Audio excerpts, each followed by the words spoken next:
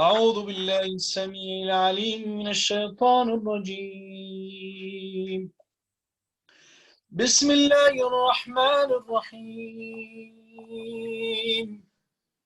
والذاريات ذروا فالحاملات وقرا فالجاريات يسرا فالمقسمات أمرا إنما توعدون لصادق وإن الدين لواقع والسماء ذات الحبك إنكم لفي قول مختلف يؤفك عنه من أفك قتل الخراصون الذين هم في غمرة ساهون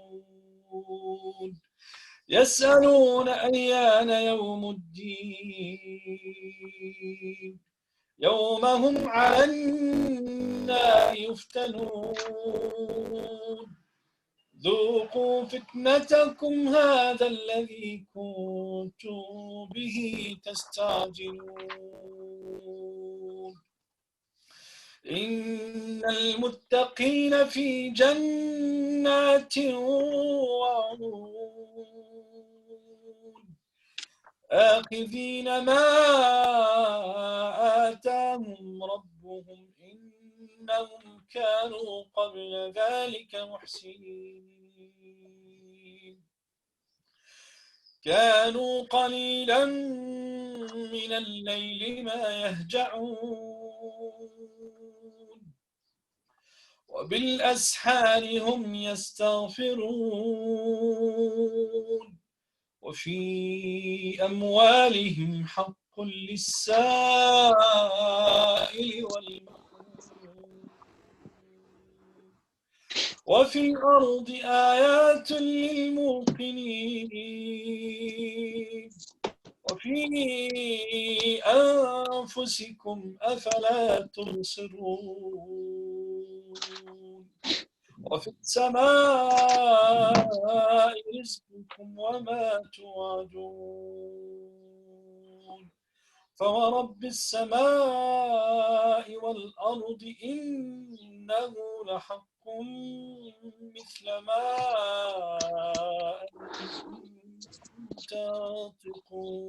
تنطقون هل أتاك حديث ضيف إبراهيم المكرمين إذ دخلوا عليه فقالوا سلاما قال سلام قوم منكرون فراغ إلى أهله فجاء بعجل سمين فقربه إليهم قال ألا تأكلون فأوجس منهم خيفة قالوا لا تخف وبشروه بغلام عليم فأقبلت امرأته في صرة فصكت وجهها وقالت عجوز عقيم قالوا كذلك قال ربك إنه هو الحكيم العليم. جزاك الله خير. أقبل. أعوذ بالله من الشيطان الرجيم بسم الله الرحمن الرحيم قال فما خطبكم أيها المرسلون قالوا إنا أرسلنا إلى قوم مجرمين لنرسل عليهم حجارة من طين مسومة عند ربك للمسرفين فأخرجنا من كان فيها من المؤمنين فما وجدنا فيها غير بيت من المسلمين وتركنا فيها آية للذين يخافون العذاب الأليم وفي موسى إذ أرسلناه إلى فرعون بسلطان مبين فتولى بركنه وقال ساحر أو مجنون فأخذناه وجنوده فنبذناهم في الجم وهو مليم وفي عاد إذ أرسلنا عليهم الريح الأقيم ما تذر من شيء أتت عليه إلا جعلته كالرميم وفي ثمود إذ قيل لهم تمتعوا حتى حين فعتوا عن أمر ربهم فأخذتهم الصاعقة وهم ينظرون فما استطاعوا من قيام وما كانوا منتصرين وقوم نوح من قبل إنهم كانوا قوما فاسقين والسماء بنيناها بأيد وإنا لموسعون والأرض فرشناها فنعم الماهدون ومن كل شيء خلقنا زوجين لعلكم تذكرون ففروا إلى الله إني لكم منه نذير مبين ولا تجعلوا مع الله إلها آخر إني لكم منه نذير مبين. جزاك الله خير. رضوان. بسم الله. كذلك ما أتى الذين من قبلهم من رسول إلا قالوا ساحر أو مجنون أتواصوا به بل هم قوم طاغون فتولى عنهم وذكر المؤمنين وما خلقت الجن والإنس إلا ليعبدون ما أريد منهم من رزق وما أريد أن يطعمون فإن لله دكتور رضوان الحس the voice is not well. Dr. Rضوان, the voice is very poor quality, so I'm going to stop you there. Jazakallah khair. Then I turn to the voice is very poor quality. Do you want to try again? I hear you now. ما أريد منهم من رزق. Do you want to start there? Start again. يمكن مع النتورك بعد نت هنا اوكي. A lot of distortion. Do you want to start at ما أريد منهم من رزق? كذلك ما أتى الذين من قبلهم من رسول إلا قالوا ساحر أو مجنون أتواصوا به بل هم قوم طاغون فتول عنهم فما أنت بملوم وذكر فإن الذكرى تنفع المؤمنين وما خلقت الجن والإنس إلا ليعبدون ما أريد منهم من رزق وما أريد أن يطعمون إن الله هو الرزاق ذو القوة المتين فإن للذين ظلموا ذنوبا مثل ذنوب أصحابهم فلا يستعجلون فويل للذين كفروا من يومهم الذي يوعدون. جزاك الله خير. أبو عبد الرحمن.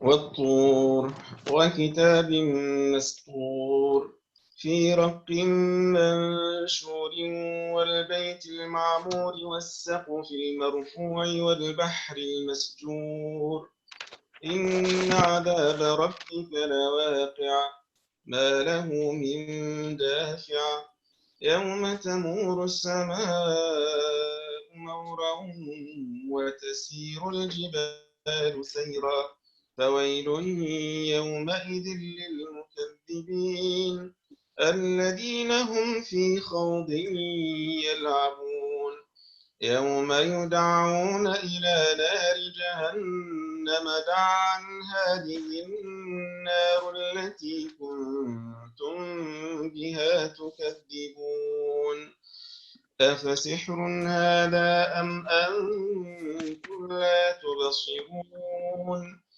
اصلوها فاصبروا أو لا تصبروا سواء عليكم إنما تجزون ما كنتم تعملون إن المتقين في جنات ونعيم فاكهين بما آتاهم ربهم ووقاهم ربهم عذاب الجحيم كلوا واشربوا هنيئا بما كنتم تعملون متكئين على سرر مصفوفة وزوجناهم بحور عين والذين آمنوا واتبعتهم ذريتهم بإيمان ألحقنا بهم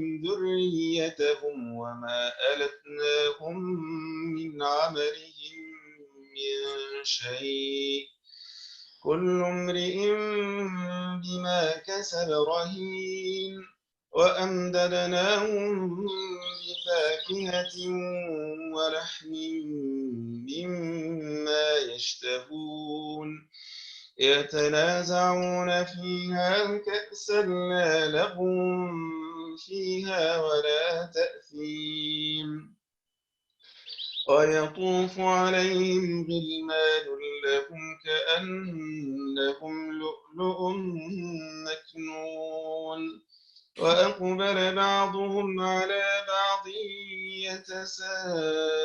يتساءلون قالوا إنا كنا قبل في أهلنا مشفقين فمن الله علينا ووقانا عذاب السموم إنا كنا من قبل ندعوه إنه هو البر الرحيم فذكر فما أنت بنعمة ربك بكاهن ولا مجنون أم يقولون شاعر نتربص به ريب المنون قل تربصوا فإني معكم من المتربصين. جزاك الله خير. صدق الله العظيم. I think we stop here inshallah because we'll have to give time for Dr. Ahmed Hashim. But before I give him the microphone, I'd like to welcome Dr. Ahmed Elhabash for one of his another reminder. Thank him very much for being so kind, and inshallah Allah يكتب في حسناته. Dr. Ahmed Hashim. عليكم ورحمة الله وبركاته. إن شاء الله we'll continue والجزء 28. We talked yesterday about Surah Al-Mujadala أو المجادلة and the importance of the family in connecting to the community and connecting to Islam and in al-wala wal-bara, and the most important pivotal role in the family is the wife. And Khawla bint Thalaba was the hero of the surah. The second surah is Al-Hashr. Allah subhanahu wa ta'ala is reminding us about Bani Qurayza, but probably the pivotal part of the surah is about Al-Amwal. Money. We have to be good to each other, and Al-Muhajiri, Al-Ansar, they accepted to have nothing from Al-Fay of Bani Qurayza, and they were happy to be distributed to Al-Muhajirin. Then we talked about Surah Al-Mumtahina, and as the name said, again, it relates to Al-Mar'a, it relates to Imtihan Al-Iman. To be honest, whenever you go right or left, it is the most pivotal role in this juz is al-usra, and the most pivotal part of al-usra is al-mar'a. Whatever I go right or left, I can't help it. It is there. And then Surah Al-Jum'ah, as-salah, al-ibadah is important to connect to each other and for al-wala wa al-bara. Now we are going to talk about the disruptors, the people who, or the forces that can disrupt our unities. They can disrupt Islam, they can disrupt Iman, and of course, al-munafiqun on top of that. One of the ulama I was listening yesterday was saying al-munafiqin hum awlad al-Yahud. They are the son of the Jews because the Arabs used to not to do nifaq at all. Allah subhanahu wa ta'ala probably chose the Arab to deliver ad-da'wah through them because they used to be very straightforward. They don't care about anyone or they are very straightforward. But to learn this nifaq, this is something not part of them. They only very few part of Al-Arab acquire this nifaq. Unfortunately, they are flourishing in our communities. They managed to destroy our communities. And as I mentioned before several times, the Jews will broadcast through Al-Munafiqun. Al-Munafiqun will focus to destroy the family, and the pivotal part of the family is Al-Zawja or Al-Umm, and they are destroying its role through different ways. Allah subhanahu wa ta'ala mentioned in Surah Al-Munafiqun about 10 characters.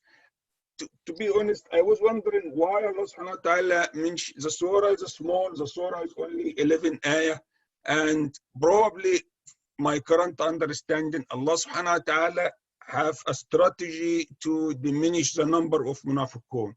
And if Allah subhanahu wa ta'ala bringing a massive surah about them, and it is not going to work the strategy, because Allah subhanahu wa ta'ala have open bab al-tawbah for them. Allah subhanahu wa ta'ala have tell us about their characters. Allah subhanahu wa ta'ala gives them some wa'ad. Allah subhanahu wa ta'ala have shown us how they plan. Allah subhanahu wa ta'ala order us to avoid them. Allah subhanahu wa ta'ala remind them with his ability over them. So there is lots of ways Allah subhanahu wa ta'ala have used to decrease the problem of nifaq. And as we mentioned before, when Prophet Muhammad died, there was only 6 munafiq who died on major nifaq. So the strategy have many. So Allah subhanahu wa ta'ala in this surah, he is mentioning some of their characters as how they look like, how they talk, how they feel. One of them is al-half wal-kadhib إذا جاءك المنافقون قالوا نشهد إنك لرسول الله. And then he said اتخذوا أيمانهم جنة. So they said they swear was Allah, and falsely they have doubts about deen. لا يفقهون, they don't understand. وإذا رأيتهم تعجبك أجسامهم وإن يقولوا تسمع لقولهم. It was a indirect description to Abdullah ibn Ubay ibn Salul. He was handsome, he was big man, and he when he talked nicely, but it's only from his tongue. So Allah subhanahu wa ta'ala is going through, doesn't want to attack them directly, just giving them that is one way is describing them, but don't name them. And Prophet Muhammad gives the name to Hudayfa ibn al-Yaman. And so through broadcasting some of the fears through their heart, the people who are the people who, sorry, I was reading a message. The people who are having minor nifaq, they manage to get rid of their nifaq by the end of it. So Allah subhanahu wa ta'ala mentioned a lot about al-munafiqun, and Allah subhanahu wa ta'ala have warned us about them. The ayah number 10, يا الذين آمنوا لا تلهكم أموالكم ولا أولادكم عن ذكر الله. Why is that? Because the fear about al-awlad, the fear about al-zawjat, the fear about money is the seeds for nifaq. This is the seeds for nifaq. And Allah subhanahu wa ta'ala is warning, don't join this group. Because if you are so much frightened about your money, about your children, is how they are going to manage and things like that, you will be on the way of nifaq. So Allah subhanahu wa ta'ala is telling us to take a U-turn away from that. The next surah, Surah At-Taghabun. Allah subhanahu wa ta'ala, what is At-Taghabun? Yawm At-Taghabun, the description of Yawm Al-Qiyamah as Yawm At-Taghabun. It is the day where the people all of us will feel sorry that we didn't take the chance. The people who will qualify to the fire hell, they will be feeling sorry because they haven't worked right to go through the Jannah.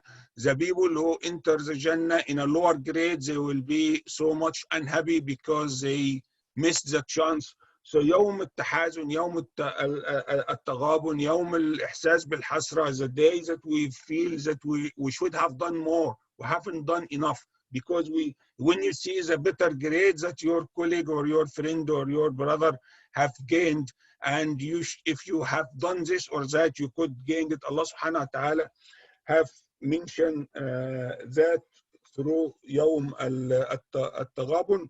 And again, إنما أموالكم وأولادكم فتنة والله عنده أجر عظيم. Allah subhanahu wa ta'ala is mentioned that one of the things that can drag you down is الأولاد والأموال, because even there is a hadith to Prophet Muhammad, I'm not sure 100% how correct it is. إن الولد مبخلة مجبنة محزنة. الولد, the son or whatever, the daughter, they are مجبنة. مجبنة means you, because the father will, or the father, you will be saying if there is jihad or whatever, you will say no, because I can't leave my son, I can't leave my daughter. مبخلة, if you are asked to spend the money for the cause of Allah, you might say, well, what, I haven't left much money for my son or my daughter. Majhala, again, when someone is asking you to make talab ilm, you said, I don't have enough time. My son or my daughter should have my better interest. Mahzana, you make yourself sad about your son or daughter. They have done this, they have done that, and so Allah subhanahu wa ta'ala in Surah At-Taghabun is reminding us to take the chance as much to be in the paradise, and the negative thing should be could be from inside the family. So Allah subhanahu wa ta'ala is warning us, we have to have balance. You have to have balance between the love of our family and the working for the cause of Allah. Surah At-Talaq, after that, they call it Surah An-Nisa. As-Surah, Allah subhanahu wa ta'ala is, although mentioned, the surah is talking about At-Talaq, but also there is big mentioning about At-Taqwa. Allah subhanahu wa ta'ala is telling us, if At-Talaq is going to be necessary, you do it with taqwa. You have to do it right. You don't have to do more destruction and more disruption in the family. Unfortunately, the divorce rate in our country is in about 40% now, and people who are getting recently married only 2 or 3 months, and they are divorced or they are living apart, and this is a huge problem. And not only that, when people come to divorce, they try to destroy each other. We have in Egypt something called al-qa'ima. You write your furniture, and when the divorce happens, the wife is going to take the husband to the court, and they usually manage to jail him because they said, oh, this is not the right furniture, even if it is worse or more money. And the people, they try not to pay for their wives. Allah subhanahu wa ta'ala is telling us about al-iddah. And we need to know that some of the people don't know even there is iddah. The people who are converted to Islam, some of them don't know there is iddah. Sometimes they try to get married straight away. They leave one and they get the other. There is iddah. There is some rules for it. Allah subhanahu wa ta'ala is asking the husband to pay for his children, for his wife, to be good for them. There are lots of rules in Surah At-Talaq. There is no time, unfortunately. And then Surah At-Tahrim will come afterwards. And as I said, my own feeling is the whole juz is talking about, yes, al-wala wal-bara and belonging to Islam, but the most pivotal part is the family. In Surah At-Tahrim, we know the story of the Prophet Muhammad sallallahu alaihi wasallam. There are two of his wives, Aisha radiallahu anha and Hafsa. they making a party against Zainab bint Jahsh, and they said to him, you have eaten some food, and they said, I'm not going to eat it again. Long story. But what Allah subhanahu wa ta'ala, some of the ulama think Surah Al-Tahrim is extension to Surah Al-Talaq. It is about the family, how to contain the family, how to prevent talaq, how to prevent divorce, how to prevent disruption of the family. Because if the family is disrupted, the wife is not going to function well, the husband is not going to function well, the children are going to be dysfunctional as well. So Allah subhanahu wa ta'ala is telling us how important is the family, how important to contain the family. And lastly, Allah subhanahu wa ta'ala is giving two bad examples of two wives belonging to prophets. ضرب الله مثلا للذين كفروا امرأة نوح وامرأة لوط كانتا تحت عبدين من عبادنا, and their عدم صلاح is because of kufr, not to something else. And then وضرب الله مثلا للذين آمنوا امرأة فرعون إذ قالت رب ابن لي عندك بيتا في الجنة, and then ومريم ابنة عمران التي أحصنت فرجها كمل من النساء كثير ولم يكن من النساء إلا 4.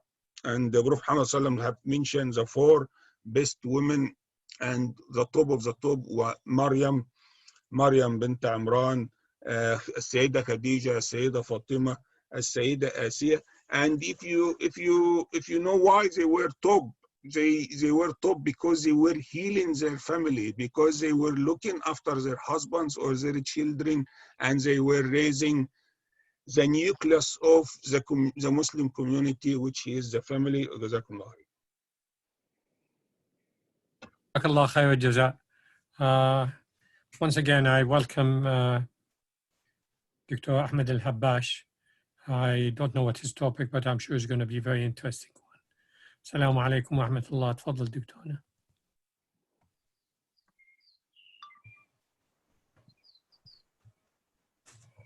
الحمد لله والصلاة والسلام على رسول الله وعلى آله ومن والاه. اللهم لا علم لنا إلا ما علمتنا إنك أنت العليم الحكيم. اللهم لا سهل إلا ما جعلته سهلا وأنت تجعل الحزن إذا شئت سهلا. اللهم اجعل أمرنا هذا سهلا سهلا. رب اشرح لي صدري ويسر لي أمري واحلل عقدة من لساني يفقه قولي. Dear brothers, I start with Assalamu alaikum. And I start just to reflect on the last 10 days of the blessed month of Ramadan. These last 10 days are very, very important,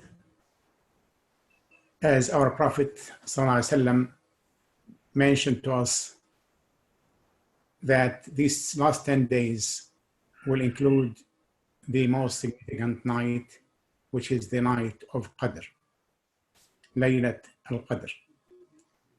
And in fact, the last 10 days, as it is a strong opinion about the interpretation of the start of Surah Al-Fajr, wal-Fajri wa-layalin ashr.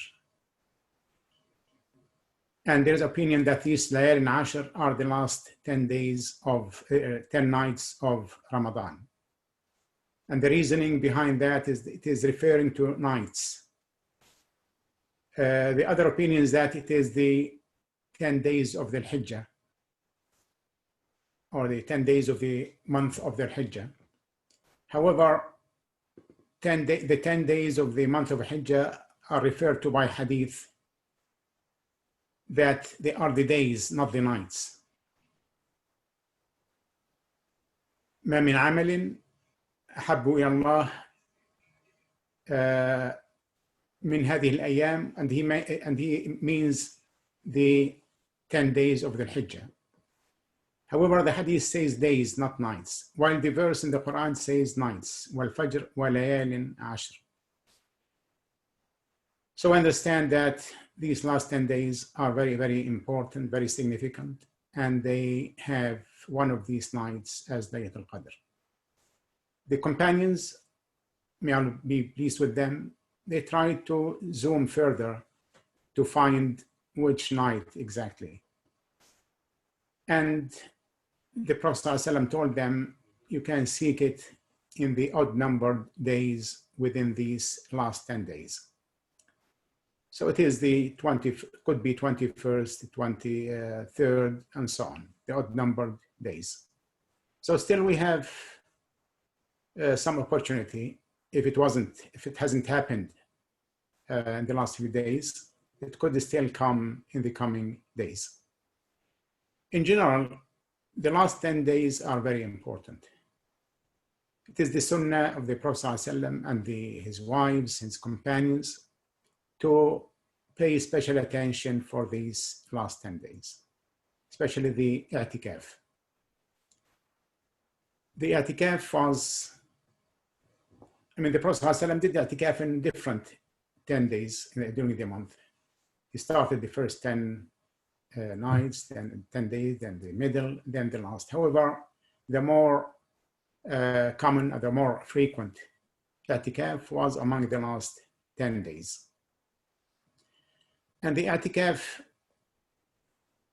for us, especially this year, we don't have mosques to do i'tikaf there.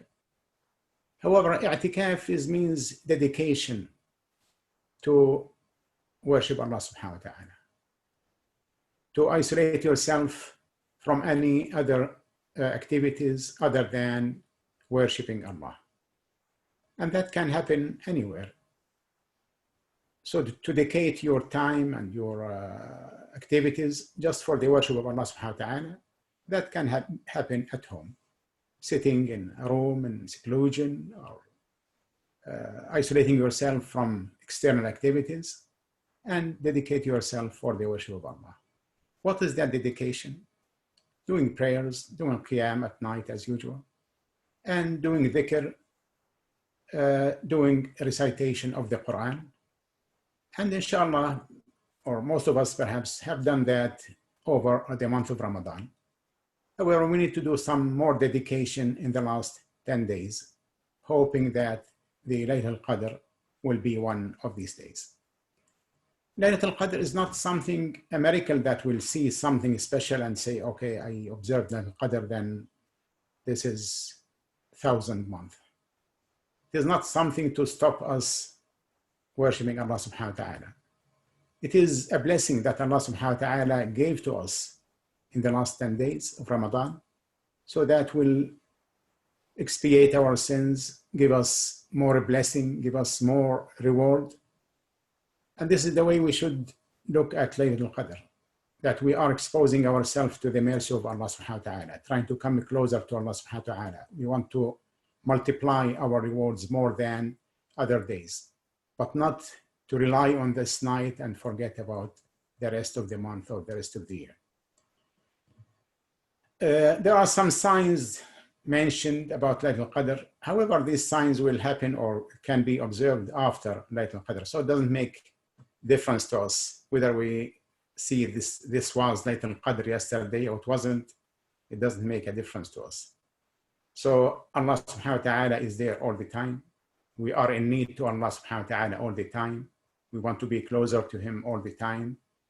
Laylatul Qadr is a special night that it will give us more blessing and more reward. So we consider it like that. Just do more activities. And the best way not to rely on one night and not even to rely on the odd numbered nights, but do our best in the last 10 nights of Ramadan, hoping that Allah subhanahu wa ta'ala will give us the reward and the blessing over any of these nights.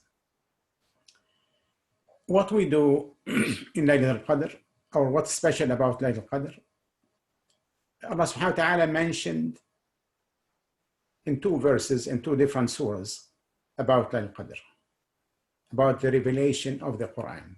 إِنَّا أَنزَلْنَاهُ فِي لَيْلَةٍ مُبَارَكَةٍ إِنَّا كُنَّا مُنذِرِينَ. That was in Surah Al-Dukhan. Then another verse, which is Surah Al-Qadr, إِنَّا أَنزَلْنَاهُ فِي لَيْلَةِ الْقَدْرِ.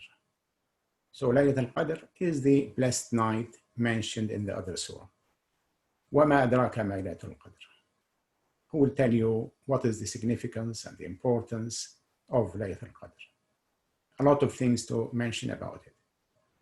However, the coming verses will mention something about Laylatul Qadr. Laylatul Qadr خير من ألف شهر. The night of Qadr is better than 1,000 months. It's about 84 years. تنزل الملائكة والروح فيها. There is special arrangement on that night that the angels and the chief angel Gabriel will descend down on this night. So they will be watching and observing and celebrating what the believers are doing in that night. And the angels and the Gabriel, when they send down, it means that they are blessing what is happening. Because the angels also will surround the people who are making a circle to study the Quran. Whenever a group of people come to the house of Allah, studying and reciting the Quran, غشيتهم الرحمة, the mercy of Allah will cover them, ونزلت عليهم السكينة, and tranquility will descend on them, وحفتهم الملائكة, the angels will surround them, وذكرهم الله في من عنده, and Allah subhanahu wa ta'ala will mention them among the elite angels around him. So the descendants of the angels is a sign of blessing. So that night is blessed in many different aspects. It is worth than 1,000 months. The angels are coming, surrounding the people, coming with the people. And it is peace. سلام هي حتى مطلع الفجر.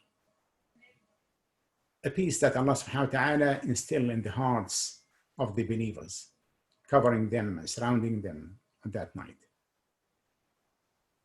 So the companions, or Aisha, the wife of the Prophet ﷺ, asked the Prophet ﷺ, what shall I say if it happened that shall I say?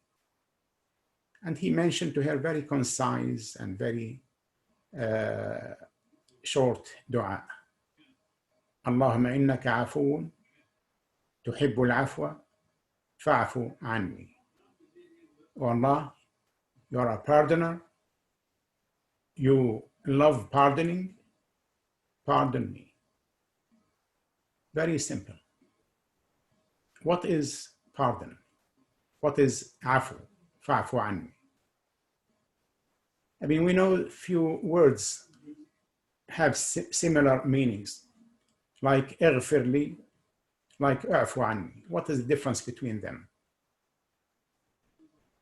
مغفرة means concealing.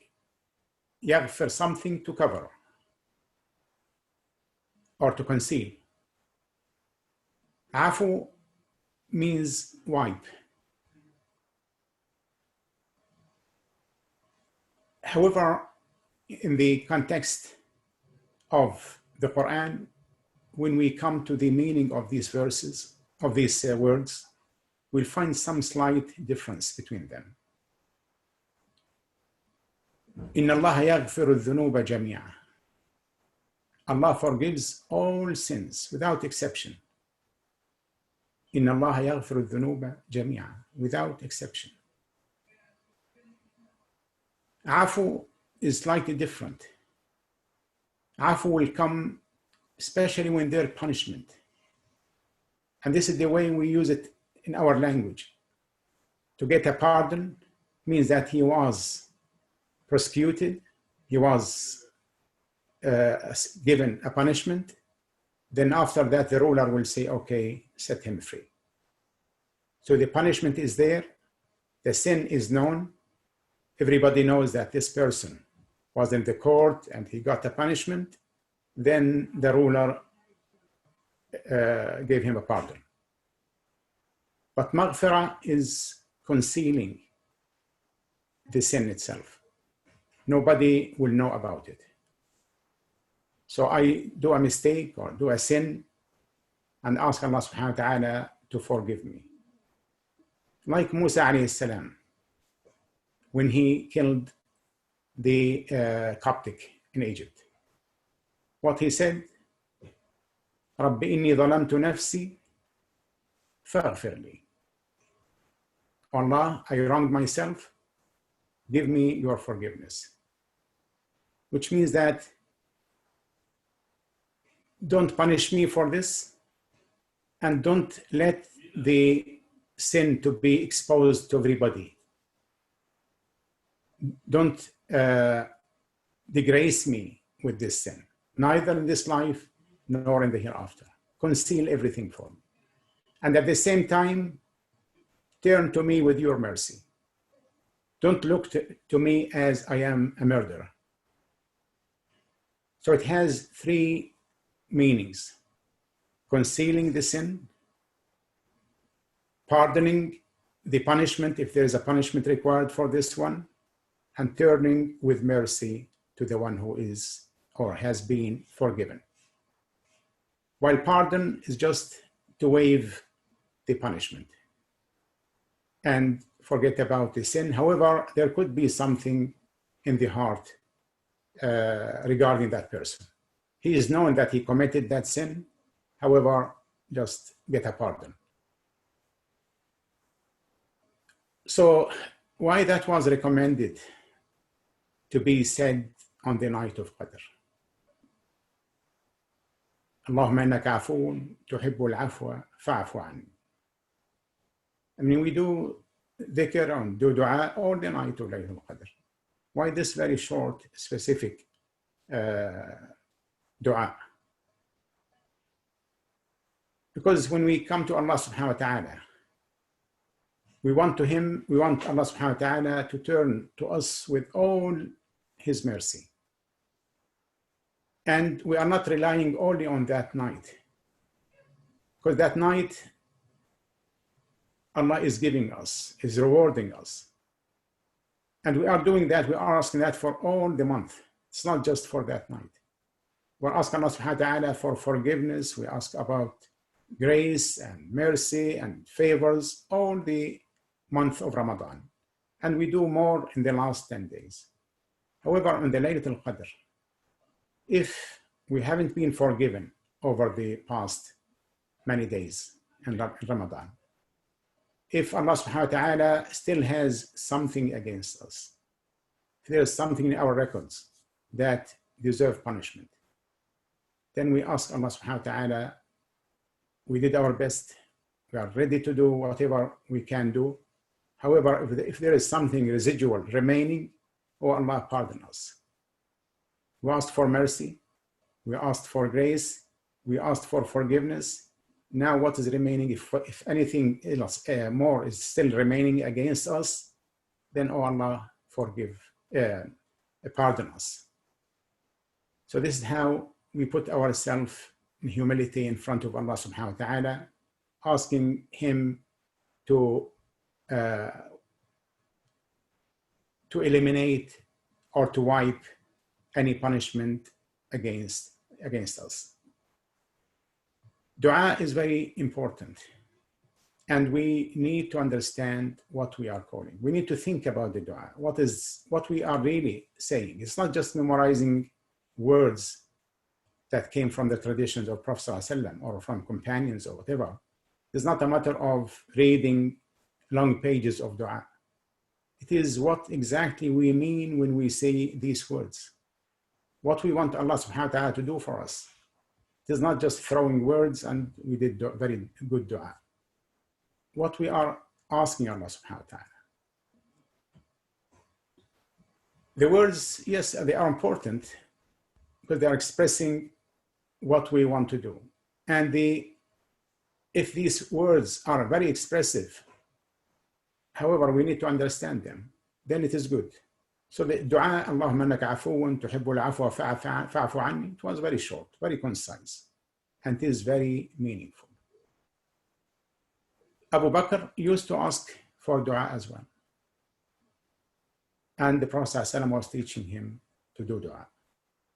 Other companions, they asked for dua, and he used to give them words to do dua. For instance, some of these dua, اللهم إنا نسألك الهدى والتقى والعفاف والغنى. Very comprehensive. Oh Allah, we ask you for guidance. Oh Allah, we ask you for piety, taqwa. Oh Allah, we ask you for modesty and chastity, al-afaf. Oh Allah, we ask you for satisfaction, ghina, freedom of want. We don't want anybody else to be satisfied with you, wal-ghina. So these very concise words, but we need to understand them when we make dua, because we want dua to come from our heart rather than from our memory or from our mouth. There is another dua which is called Sayyid al-Istighfar, asking for forgiveness. So we bring ourselves closer to Allah. Allahumma anta rabbi, if I am doing dua for myself. If I'm doing dua for other people, Allahumma anta rabbana. Khalaqtana wa nahnu abiduk. Oh Allah, you are our Lord, our Rabb, who's taking care of us, looking after us, making ourselves closer to Him. Our Rabb. Khalaqtana wa nahnu abiduk. You created us and we are your servants. وَنَحْنُ عَلَىٰ عَهْدِكَ وَوَعْدِكَ مَا اسْتَطَعْنَا. And we are holding to our covenant and our promise to you. نَعُوذُ بِكَ مِنْ شَرِّ مَا صَنَعْنَا. We seek refuge in you from the evil that we did. نعوذ بك من شر ما صنعنا نبوء لك بنعمتك علينا. We acknowledge your grace and favor upon us. ونبوء بذنوبنا. And we confess our sins, our shortcomings. So this is how to stand in front of Allah the Great with humility, that we acknowledge His grace upon us. However, we still confess and we acknowledge that we did mistakes. ونبوء بذنوبنا فاغفر لنا. Oh Allah, forgive us. Conceal these sins. Turn to us. Accept us. اللهم أنت ربنا خلقتنا ونحن عبيدك ونحن على عهدك ووعدك ما استطعنا نعوذ بك من شر ما صنعنا نبوء لك بنعمتك علينا ونبوء بذنوبنا فاغفر لنا فإنه لا يغفر الذنوب إلا أنت. None else can forgive the sins, only you. So these are the kind of dua and the job that we have to keep ourselves busy during the last 10 days. We should not despair from accepting our dua. We should be insistent in Allah subhanahu wa ta'ala. Allah لا يمل حتى يمل العبد. Allah doesn't feel frustrated from how much we are asking Him until we feel frustrated. If we feel frustrated, then He will leave us. But He Himself will be very happy that we are turning to Him all the time. Perhaps there is not much time to give a little thing about somebody who was asking for the mercy of Allah subhanahu wa ta'ala. There is. If you want to give it, I can give it. Yeah. Okay. So one of the pious people, we can say, he was asking for the mercy of Allah subhanahu wa ta'ala. Apparently, he had done lots of sins in the past. However, he repented and he wanted Allah subhanahu wa ta'ala to give him mercy. So he's coming to Allah subhanahu wa ta'ala, thinking about himself and thinking about the greatness of Allah, thinking about his sins and thinking about how great Allah subhanahu wa ta'ala, how could a person meet these favors of Allah with sins. So he was asking for mercy. He was saying that, Allah, oh Allah, you said, فَمَنْ تَابَ مِنْ بَعْدِ ظُلْمِهِ وَأَصْلَحَ فَإِنَّ اللَّهَ غَفُورٌ رَحِيمٌ. I did wrong myself. However, I repented. And you say, فَإِنَّ اللَّهَ غَفُورٌ رَحِيمٌ. So give me the mercy. Then he thought again, but my sins are too big. Maybe Allah will not accept that. I will come again in another door. The doors of the mercy of Allah are many, splendid. So he said that, oh Allah, you said, وَكَانَ بِالْمُؤْمِنِينَ رَحِيمًا. Oh Allah, I am a believer. I believe in you. Even if I did sins, still I believe in you. And you said that you are merciful to the believers. So give me mercy. Then thinking again, my sins are too big. How can I prove that I am a believer? So he said, okay, oh Allah, you said, وَرَحْمَتِي وَسَعَتْ كُلَّ شَيْءٍ. My mercy encompasses everything. My mercy will have space enough for everybody. And I am a thing, a little thing. So give me that mercy. Then he wondered after that, but if Allah did not accept me among these things that he will cover with his mercy, then is there any catastrophe bigger than my one? There is no more catastrophes more than this one. If I am not considered even a thing to be covered by the mercy of Allah, how can I reach that mercy? He said, in this case, if this is the catastrophe, then I will say, Inna lillahi wa inna ilayhi raji'un. الذين إذا أصابتهم مصيبة قالوا إنا لله وإنا إليه راجعون. So I am in a catastrophe, musiba, and I am saying we belong to Allah, and to Allah is our return. So then he reflected again. Oh Allah, you said something about those who say Inna lillahi wa inna ilayhi raji'un. You said أولئك عليهم صلوات من ربهم ورحمة. Oh Allah, give me that mercy. I said Inna lillahi wa inna ilayhi raji'un.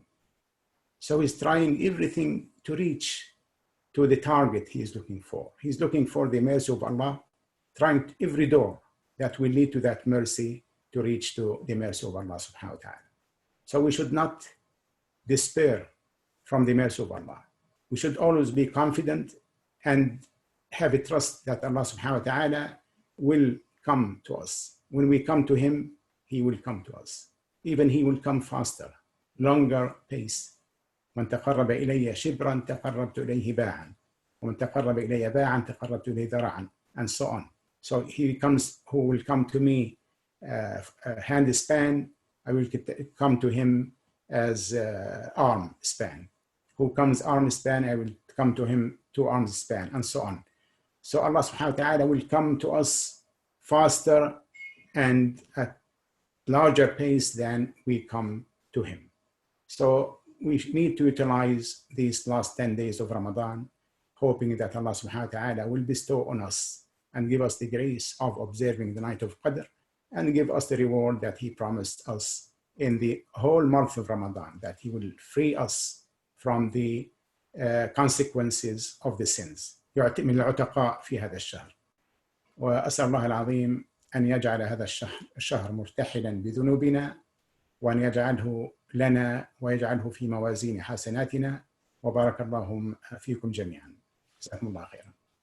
جزاك الله خير الجزاء وبارك الله فيك. And once again, before I open it for any comments or any questions, I'd like to express our sincere gratitude really for all the efforts you've put and for the excellent reminders you shared with us over the last 4 weeks. And we sincerely hope it will be the beginning of a long-term relationship in the hope of Allah between this community and yourself. And inshallah we'll see more of you in the future. Jazakallah khair al-jaza. جزاكم الله خير جميعا. جزاكم الله خير. Any comments, any questions? جزاك الله خير يا أبو وسام. جزاك الله خير، وإن شاء الله يكون في ميزان حسناتك. يعني فعلا استفدنا منك كثير وتعلمنا منك، ونرجو الله أنك تزورنا في سوانزي إن شاء الله. آمين يا رب. إن شاء الله إن شاء الله. May Allah remove this state of lockdown and make things easier for people. At least, I mean, Eid prayer, unfortunately, we have to do it at home as well. Inshallah. Can you tell us about your arrangements? Because one of the suggestions which was put here is that the prayers will be done within the house by the head of the family, but there would be maybe a reminder or khutbah by the imam from the main mosque. Do you have any arrangement in Dublin? Yes, I do have myself on the Zoom as well. I will make a speech for the Eid. جزاك الله خير. جزاك الله خير. جزاك الله خير. بارك الله فيكم جميعا إن شاء الله.